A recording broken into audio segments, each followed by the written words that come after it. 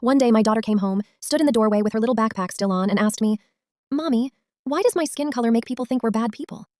She wasn't crying. That's what hurt the most. She sounded confused, like she genuinely wanted to understand something that should never have existed in her world. I'm a black mother of two. My husband and I are very successful, but we don't wear designer labels or flashy jewelry. We live comfortably and quietly. Our youngest is still in kindergarten, full of light and laughter. My oldest, Rose, is in 3rd grade. She used to wake up excited for school. She'd plan her outfits the night before. She'd talk about becoming an artist one day. That slowly stopped. At first, it was small complaints. She told me her desk wouldn't stop shaking, that every time she tried to write her letters came out messy because the table wobbled.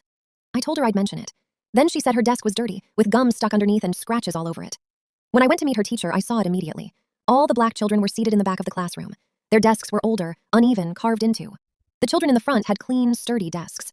It wasn't subtle once you saw it. It was organized. A few weeks later, Rose had an art project she was genuinely excited about. She loves drawing.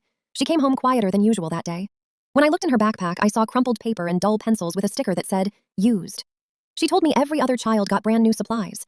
She tried to smile and said, "It's okay, Mommy, I can still draw." But her drawing that day wasn't colorful. It was dark. Then came the school trip.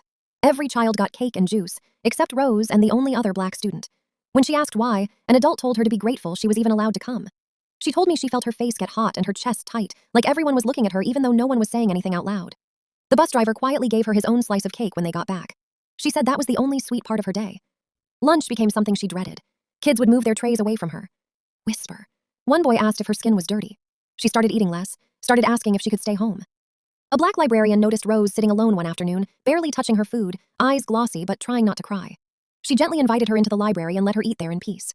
Rose told me that was the first time at school she felt like she could breathe. The breaking point came when she ran into her father's arms one evening and sobbed so hard she could barely speak. She asked if she could scrub her skin lighter. That question did something to both of us. My husband finally looked at me and said, "We're not staying silent anymore." 3 weeks later, it was Teacher Appreciation Day.